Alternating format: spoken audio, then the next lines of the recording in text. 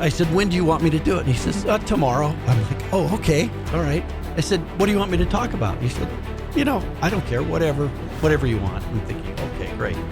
So I showed up the next day. At least I was not so full of myself that I didn't study and, be prepared to do something. Yeah. But I get there, and it's a studio just like this, except there's only there's 5 or 6 mics, but only one person at a mic, and that's me. I have a board operator who's working this board, but no mic in front of them. And so I look around, and her name was Mary Mike. I'll never forget. And I said, Mary Mike. Mary Mike. Yeah. Okay. I said, Mary Mike, how long until we go on the air? And she goes, you got about 2.5 minutes. I said, okay, great. I said, Mary Mike, how many people listen to this show? And she goes, on average a day, maybe 60,000. And I'm thinking, my heart started, what do I do? Americans are capable of achieving extraordinary things when they have the freedom and opportunity to do so. This is American Potential. And here's your host, Jeff Crank.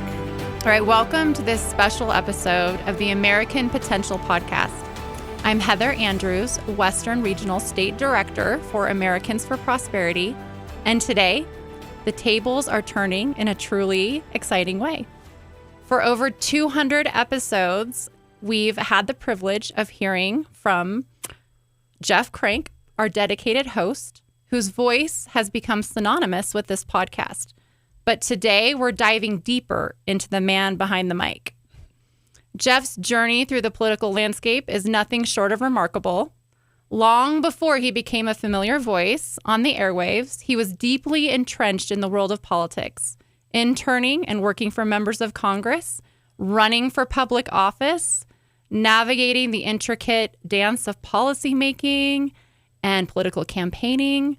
With 14 years of broadcasting his radio show in Colorado Springs, Jeff has passionately dissected both local and national issues, advocating for conservative principles, limited government, free markets, and individual liberty.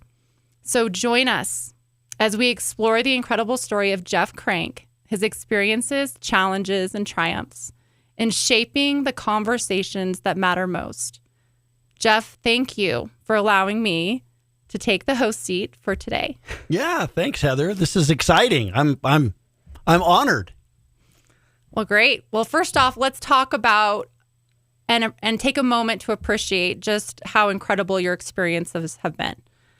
So being in an F-18, let alone landing in one on an aircraft carrier while breaking the sound barrier is like a dream that most people will never, ever see happen in their lives. Yeah. And then not only that, but you didn't stop there. You actually also drove a nuclear submarine. Yeah, I know. I tell folks, I'm just kind of a small town boy, and if you look at the American dream, I count myself as one who's really lived the American dream. I mean, the things I've gotten to do, I tell folks, my dad probably never made over $35,000 a year raising 5 kids. I mean, we were total middle class, born and raised in Pueblo, Colorado, went to kind of a rough high school. I mean, there's no reason why, if I can do this, there's no reason why anybody can't, right? Right. And to me, that's the great thing. I was able, when I worked for Congress, I did a lot of work with the military and on the Armed Services Committee. And so I got to do a lot of things and got to land, fly in an F-18, broke the sound barrier in an F-18. I was in the back seat as the Marine pilot. This was back when they were integrating the Marine pilots into the Navy. So this was it was actually his first carrier landing. He'd done simulated landings on the carrier, and I was sitting right behind him. We broke the sound barrier, landed on the carrier, spent the night on the carrier, and then catapulted off the next morning. It was just an amazing experience. I mean, who gets to do that? And except for people who actually go risk their lives and do it, right? So that was amazing. And then got to go down and listen to a Soviet submarine. And I guess it was a Russian submarine because the Soviets were were over by that time. But a Russian sub off the coast of the United States went down kind of nose to nose and listened to each other for a little while. And then they let me pilot, I guess it's called pilot, the nuclear powered submarine for a couple of minutes. Wow. It was pretty cool. Incredible. That's incredible. I know. It was awesome. And so all of this happened while you were working for members of Congress. For a member of Congress. Yep. So let's go back to like even before, like, you know, what even sparked your interest in getting involved in politics? Was there an experience that you had? Was there something that happened? Because most people just don't fall into like, you know, political. Yeah. I mean, for me, it was Ronald Reagan. I mean, I was inspired by Ronald Reagan and who he was. And I think about our politics today and the kind of the coarseness of our politics today. And, you know, Ronald Reagan was someone who was totally committed to principle. Right. And he built coalitions, right? He went out and got people who were pro-gun and pro-life or whatever, and he brought them together, included them in a coalition. Right. And he did it a lot different than people do politics today in some ways. Today, maybe politics is more about excluding these groups, which I just don't think you win. Ultimately, you win a movement by doing that. So I was inspired by Reagan. And there's some parallels to today. You know, Ronald Reagan came around in 1980, ran for a second time for president in 1980, at a time when there was 21% interest rates, the malaise of the Carter years, people saying, oh, America's best days are over, we'll never be what we once were. I mean, that's all stuff we hear today. Right. But Ronald Reagan came in and was like, listen, we're Americans, man. We're better than this. Our system is better than this. And he inspired that. And he was I was watching something the other night and I didn't even have the sound on. And it was like a documentary on Reagan. And he every time he walked in the room, he bounced in with a smile on his face. And whether he was coming in to meet reporters or whatever, it was this optimism that Ronald Reagan had. So I was inspired by him to get involved in politics and got my degree from Colorado State University in political science, and then threw everything I had into a horse trailer and drove to D.C. to get a job. So that's how I got started in politics. Wow. Okay. Just decided to just take the leap and jump right in. Yeah. Figured if I was ever going to do it, that was the time to do it. Right. And if I waited too long, I'd get stuck doing something else. And so, yeah, I did. What surprised, or when you first stepped into the world of Capitol Hill, what surprised or challenged you the most? Yeah. There. Well, I didn't know what to expect, for sure. And I was very fortunate that my first boss was a person of high integrity and character. Yeah, you don't really find that much these days in Washington, maybe it's not as common. Although I think there are a lot of really good people there. And there's some people, it's just like America, right? So there's some who are good and some who are not so good. And, you know, there's good people, bad people, whatever.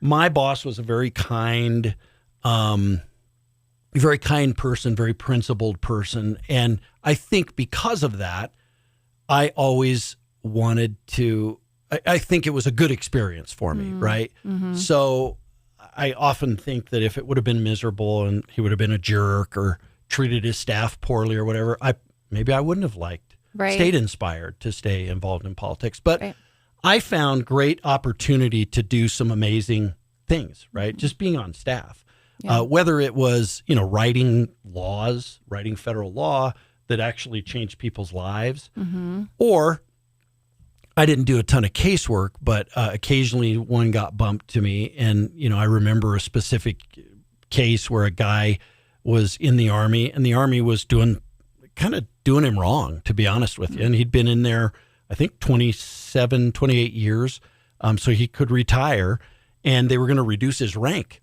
And he called our office and said, look, if this happens, it means the difference between my daughters being able to go to college or not. Yeah. And so we were able to, you know, send it over to the Pentagon, have the Pentagon look at it, and they fixed the problem for this constituent. And I remember him calling the next morning. He's like, what did you do? I don't know what you did, but they started calling this morning and everything's taken care of. Yeah. To be able to be in a position like that's an honor, you know, that you can help a person like that. So that is great. You know, that all inspired me to stay involved. So, Well, and it sounds like you had a well-rounded experience. There's not many people that work for members of Congress that actually get to be part of the bill making or, process of policy making. Yeah. As well as doing, some constitutional relations. So it sounds like it was like a really great, well-rounded experience. It was. There. Yeah, it was great. It was awesome. And it inspired me to stay involved. And of course, I moved back to Colorado from Washington back here, and then stayed involved and got into radio and all kinds of fun stuff. Yes. Well, I remember a story. I mean, many of you don't know the story because, but Jeff and I go back a long time. He was my former direct supervisor for Americans for Prosperity, which was a great experience to have him as your supervisor. But I'll never forget, my daughter was struggling with some mental health challenges and issues. And I remember reaching out and saying, I think I need to take some time off. Like, she's not doing well. Here's the situation. And I remember you telling me the story of the member of Congress you work for and saying I remember a time when I was going through some family issues and struggles. Yeah. And if there was one thing that impacted you, it was him saying, family first, Jeff. Yeah. This is important. Yeah. And I will never forget that. So I appreciate him. Yeah, of course. And then the impact he had on you, but then also like the impact that had on me, because it allowed me to be able to take time, because we know, I mean, as you know, our jobs are not slow paced and it's ever changing, but there's always something to do. That's right. But I appreciated that very, just value of putting family first and making that a priority. Yeah, I'll tell the story very quickly. My boss at the time was a congressman, Joel Heffley from Colorado, and I had just started for him in January. I barely even knew him. I still called him congressman. I mean, I didn't really know him that well. Got started to work for him in January. I got married May 25th of that year, and went on my honeymoon. Used all my vacation, to go on my honeymoon. And then literally 1 month to the day after I got married, my dad passed away back in Colorado. Very sudden. And so I didn't know who else to call. I couldn't get a hold of anybody. I called the congressman and I said, hey, this happened.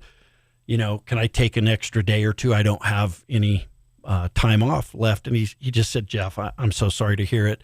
Take what you need, whatever you need. Don't worry about it. Your job will be here when you come back. If you need a month, you take a month. Whatever you need, you take. And, that always meant the world to me. As I was hanging up, I heard him say, oh, Jeff. And I got back on and he said, hey, by the way, how are you getting to Colorado? And I said, well, I called the airlines and it's $1,000 bereavement fare, but we're going to get there. And he said, I'll give you my frequent flyer miles. And I just always remember that. Like you treat people that way. Right. And, here I am 30 years later. And I still talk about that experience and that person who did that for me, right? And so it's just an example of why you always need to treat people with respect. Absolutely. Well, I've appreciated that for sure. Yeah, right. So now, like, stepping from the fast-paced, DC world and that whole, and talk about your shift to, or it was like bold move for you to go from there to a radio show. Yeah. And broadcasting your own show on radio here in Colorado Springs or locally. What was that like for you, and what was that transition about? Well, I mean, it's kind of an interesting story. I had a friend who listened to a local talk show host in Colorado Springs who would often have a guest host, and my friend did not like the guest host. And so he literally called the station and tried to talk to the host, left the host a message and said on his voicemail, he said, why do you always have this other guy when you leave? Why do you have him host? He's terrible. All right. So the host calls my friend back and says, okay, I got your voicemail. Who do you have in mind? Can you tell me? Well, without asking me, my friend says, oh yeah, my buddy Jeff will do it. Right. So he didn't even ask me. My friend Chuck just does this. So I'm walking across the street one day and my phone rings, and it's this talk show host that I listen to on a local drive time station. And he tells me, he says, well, your friend Chuck just told me that you'd be willing to guest host my show. Well, I'm full of bravado and think, well, this can't be hard. I mean, how hard can it be?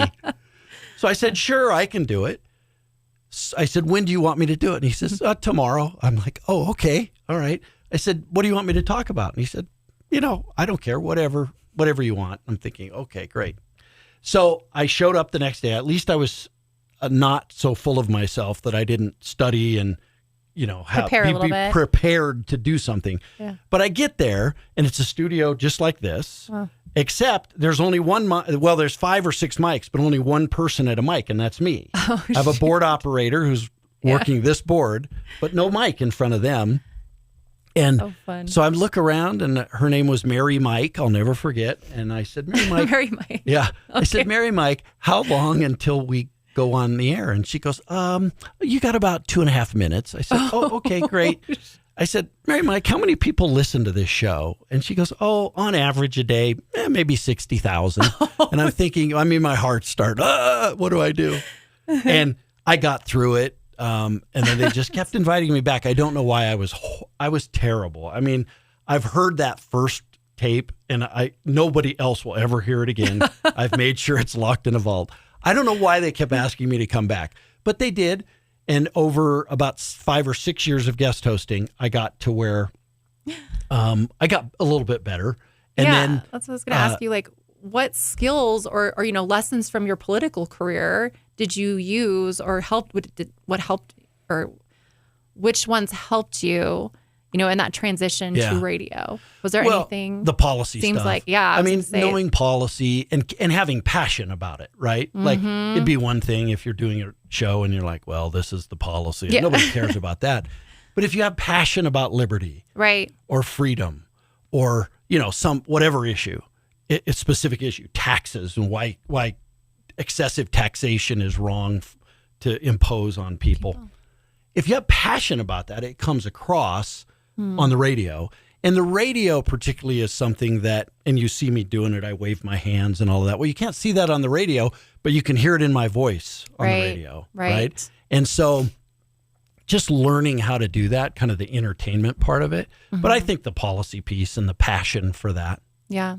And then are there any standout interviews that you did during your time in radio that really profoundly helped impact your viewpoints, or maybe even changed your viewpoints on an issue or issues? Well, I got to interview a lot of really cool people. Yeah. I remember interviewing. I got to interview George W. Bush, the president. Really? Wow. I think vice presidents, Mike Pence. I interviewed him when he was vice president a couple of times. But also just like really. Was that intimidating at all? Like, was it? Were you nervous at all on those? I never get. Or did you have enough stuff like that? Really? I don't know why. Yeah. I don't know why. Yeah. I just figured you got to do it. Like, see them as people and not really get like that whole. Like, yeah, it is weird. Celebrity. Because, I don't get that. What's weird is when they start talking to you in the voice that you hear all the time. Oh yeah. And it's like, wait. That's and they're saying, "Well, hi, Jeff," in their voice. That's kind of weird. So I don't know if it's intimidation, but you definitely want to do it right, and treat them well, and have them feel like you were a good interviewer. Mm-hmm. And you don't want to be too softball, but you also don't want to, you never want to give them a gotcha kind of thing. Just kind of the harder question sometimes, but so those. A few people that I would say like celebrities and stuff. I'm trying to think of some. John Stossel. I've interviewed John Stossel quite a few times, and lots of people who wrote different books and stuff like that, authors. Yeah. So I've gotten to do that. I don't know. There's just been so many. I've done thousands and thousands of hours of radio. So. Yeah. There's just so much. Yeah. Do you feel like you've had more of an impact? Do you wish you would have stayed in DC, or do you feel like your calling and kind of you've had that impact in radio more so than you could have had in DC? Talk about the differences between those two. And, I live a wonderful life because I never look back and say, "Oh, I should have done this or that," because I really believe that I'm just on a path, and God kind of guides me on that path. And sometimes it may seem like, I didn't want to be on this path, or I should have maybe been on that path. But I also understand that it's not my path that I'm supposed to be on. It's the one that God puts me on. And so, I've talked about that. I mean, I ran for Congress in 2006 and didn't win. And there's lots of people, it's terrible. I mean, for 18 years, it's terrible that you didn't win. But I knew all along that was kind of just God's plan. And he had a different plan for me. And it's okay as long as I understand his plan instead of my plan. And once you live your life that way, it doesn't matter. It's not like you go with the flow, but you feel like you're being led to a different place, and you're okay with that. Right. Absolutely. Yeah. That's very true. Very true. So not many, or looking back, there wasn't one specific interview or an interview that left a big mark on you per se, or it had a huge impact on. There's some. Actually, some of the ones that have the biggest impact on me are American Potential interviews. Oh, yeah. Because they're people, Right. they're people's lives. I mean, you were just here for one. Right. That will be released probably before this one gets released. I don't know. We'll talk about it. But, a little girl who's in first grade and who the school district basically told her she was in trouble because she wrote All Lives Matter underneath something that said Black Lives Matter, not realizing like that's your First Amendment right. Right. And for a school to do that, but it's inspiring to know that her mother was willing to stand up and fight. But again, not just for her daughter, she's fighting for every single American, every first grader who might do that same thing, every American who might do that same thing, fighting for our founders who enshrined that First Amendment and the freedom of speech in the Bill of Rights. I mean, to me, that stuff's inspiring. Joe Kennedy is a great one. The coach that, when I got to interview him. Oh, wow, yeah. The coach who got fired because he prayed with his team, his football team, and found out in that interview his wife worked for the school district. I mean, imagine that. Imagine having to continue to work for the school district after you get fired, and then you take it to the United States Supreme Court. Right. But to Joe Kennedy, it wasn't about him. He's like, it didn't even bother. Wasn't about me. In fact, I think he's not even employed by them anymore. Like he got fired and they offered him his job back. And he's like, no, I don't want to. I think I got that right. So it wasn't about that for him.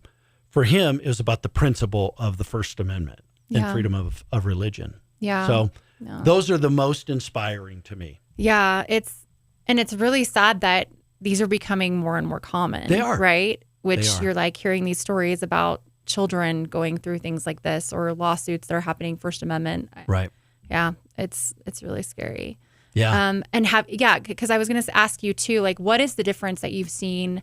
You've obviously being on radio for 14 years from back then till now. What do you think political landscape wise has changed the most? Do you think people are more apathetic? Do you feel like they're just as involved as they were 14 years ago and paying attention?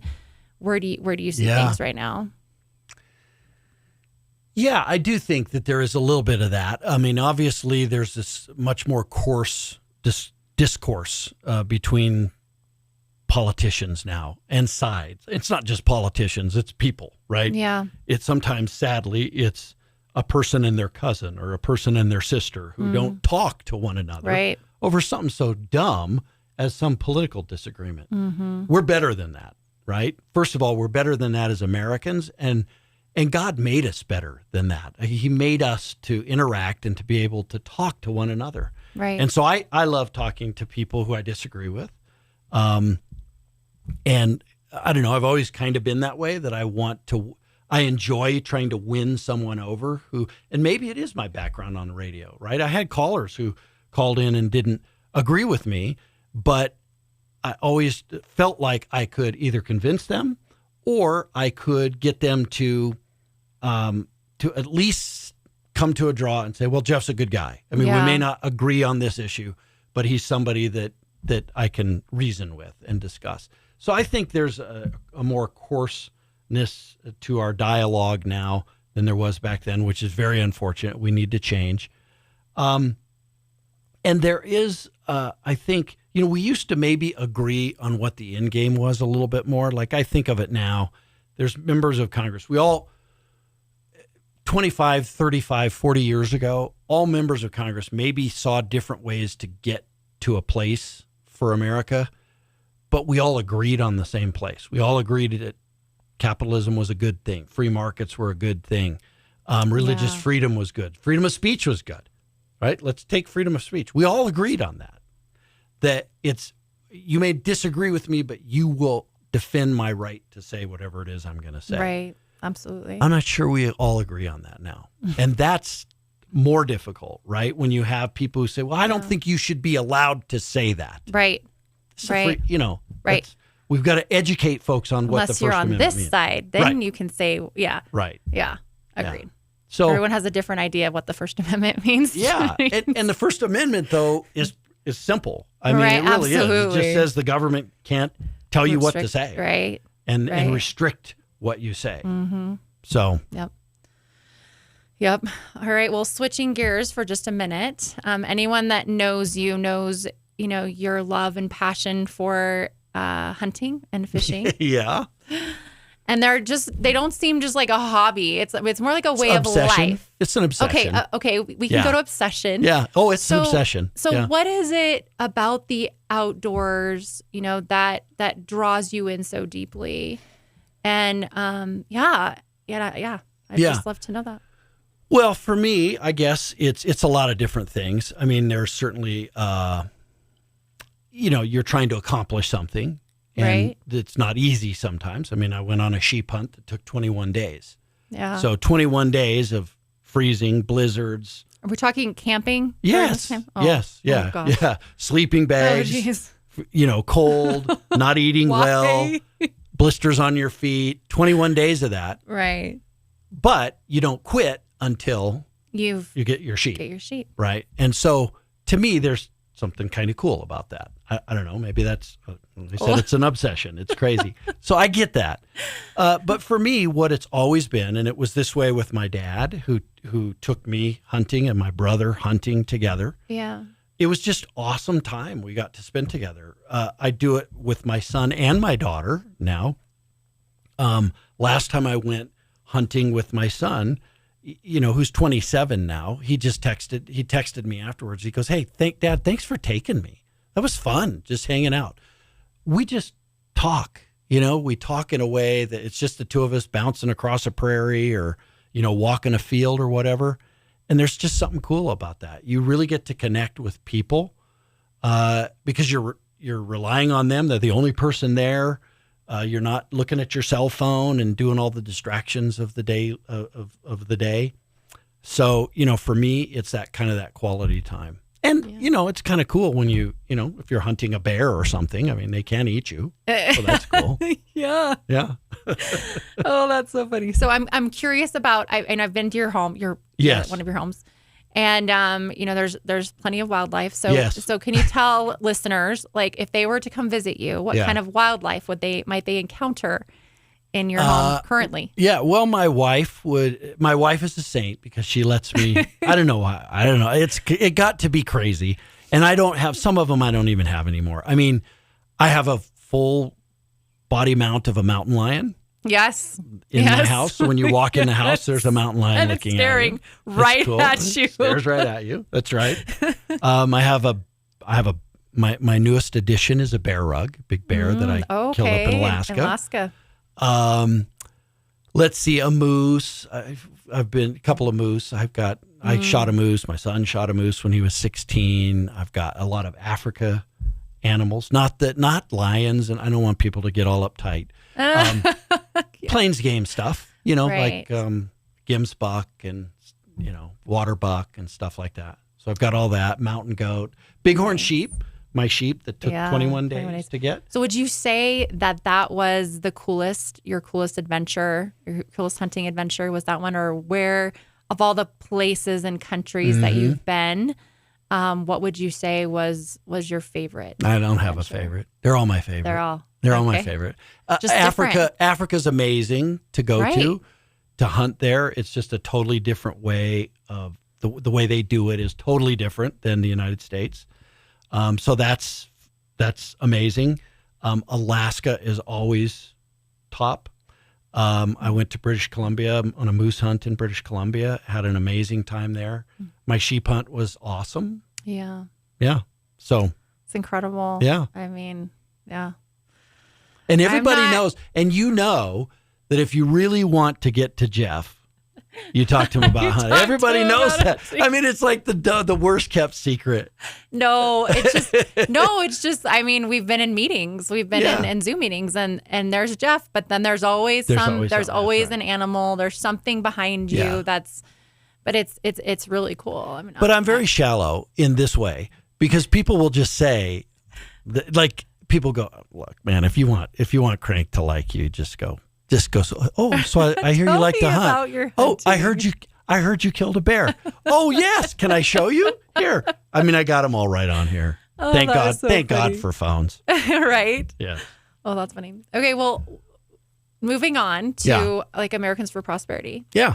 So I don't know. You're actually this. I don't know this, and I feel like we've known each other for a while, but I don't know what your catalyst is to getting involved with Americans for Prosperity and what brought you to the organization. Yeah. So I've worked for AFP for 15 years. I just celebrated my 15th anniversary of working for AFP. Emily Seidel sent me a beautiful, wonderful note. As Trump would say, maybe the greatest note ever. Anyway, she sent me a very beautiful note, just thanking me for my 15 years of working there. But I started during Obamacare, during the fight against Obamacare. Mm-hmm. And I had just finished a congressional race here in Colorado. And they came to me and said, hey, we need to do some rallies out in Colorado. Could we hire you as a contractor to run those? I said, sure. So I did.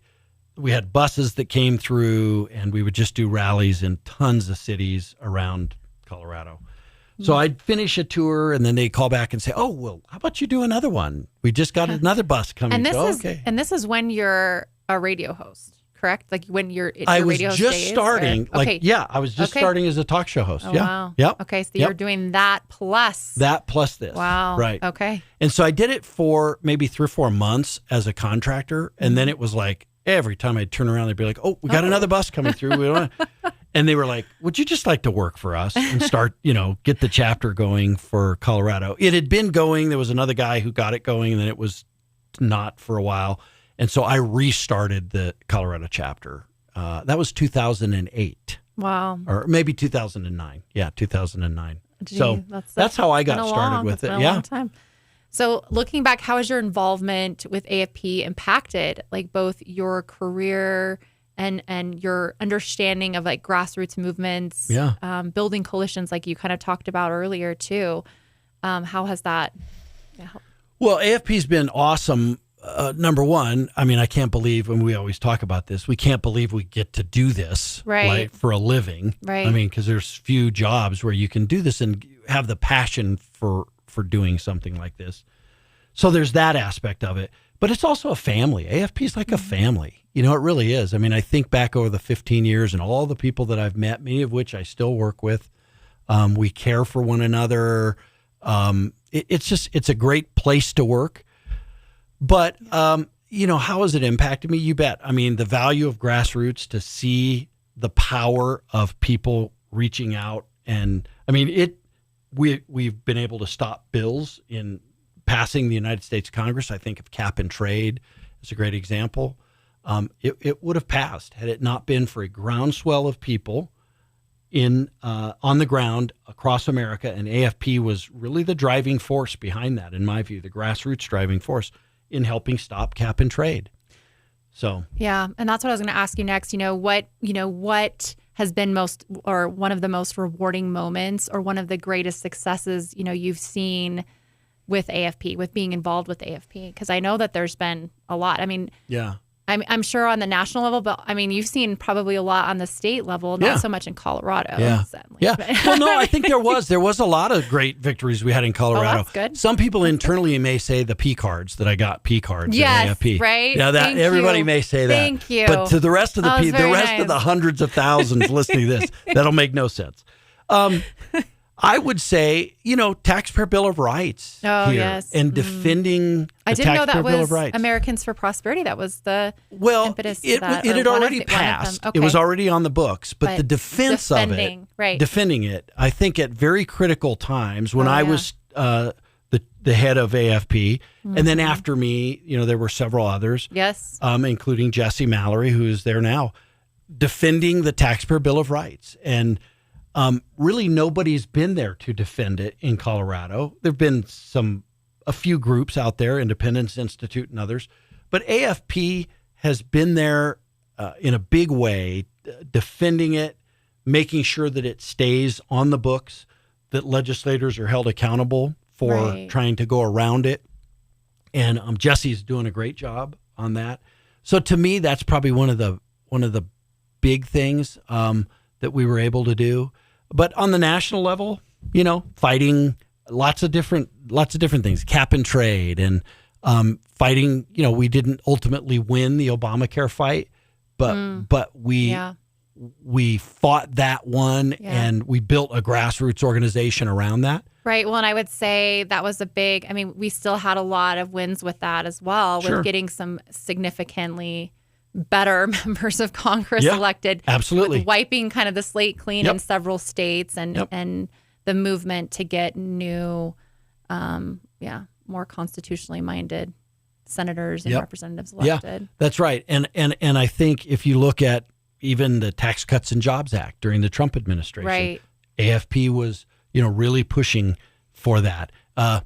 Neil Gorsuch on the U.S. Supreme Court, all of those things, we were the grassroots effort. And, we look back on it, and I'm not saying AFP takes full credit for getting Neil Gorsuch on the Supreme Court, but, those votes, some of them were very, very close. Right. Right? Absolutely. And the difference was grassroots pressure on senators to make sure that they cast the right vote on 3 Supreme Court nominees who I think over the last 4 years have saved America. Absolutely. Yeah. 100%. Yep. And I agree. Yeah, it's amazing. And I'm just grateful, like you said, to be a part of such a great organization. And like you said too, it's not just one organization we're not taking credit for all the wins, but right. It's part of a broader coalition that it takes a lot of people and a lot of coalitions to defend some of these things or to advocate and push for some of the good things. Yeah. So that's what I'm grateful for as well. Yeah. So we're kind of wrapping things up, but do you mind if I ask you some rapid fire questions now to see? Go. Okay. So if you could have dinner with only one historical figure, who would it be? Abraham Lincoln. Okay. And what's one book that changed your life? The Bible. Okay. And if you could have any superpower at all, what would that be? I'd want to fly like a bird. That would be really fun. It would be cool. That would be really amazing. Cool. It would be amazing. I agree. Yeah. Okay, well, what's the most unusual food you've ever eaten?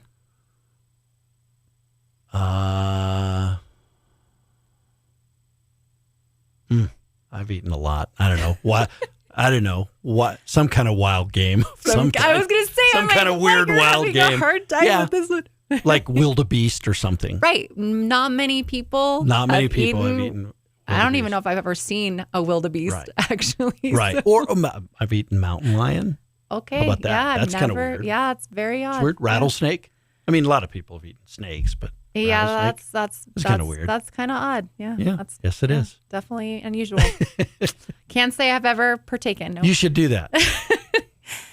Okay, and then lastly, what's the best piece of advice that you've ever received?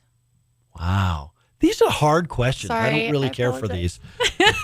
The best piece of advice I've ever received is, probably from my dad, just to be, that your word is your bond, always be faithful, honorable, that doing the right thing is always the right thing, and it always pays off in the end. Yeah. Well, you are definitely a man that practices what he preaches. I would definitely say you've carried that on from your dad. I try. Oh, you absolutely have. And thank you so much for allowing us to get to know you better as our normal podcast cast host. Yeah. It's absolutely been a pleasure. So thank you. Thank you. It's been, look, I mean, it's an honor, right? Hosting the podcast. This has just been a great honor for me. And it's hard to believe over 200 episodes. Yeah. And it's kind of fun to turn the tables and let you talk to me instead. So that was fun. Good. Yeah. All right. Well, liberty and freedom aren't guaranteed. They require all of us to stand up and protect them. It's easy to point fingers and place blame or even shrug our shoulders and say, hey, it's useless. Nothing's ever going to change. But the Constitution begins with we, the people, deciding to form a more perfect union. So if you want our union based on liberty and freedom to continue, step up, take action, get involved, and make a difference. We, the people, must be the people to preserve liberty and ensure the future of freedom. Thanks for being with us, and remember, your voice and your actions matter and make a difference. American Potential Podcast is always working on stories to help you stay inspired and informed. And the best way to stay connected is by liking and subscribing to our channel, as well as following us on Facebook, Twitter, and YouTube.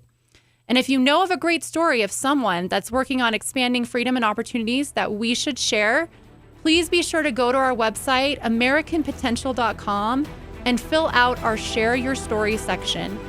Thanks for being with us for another episode of American Potential.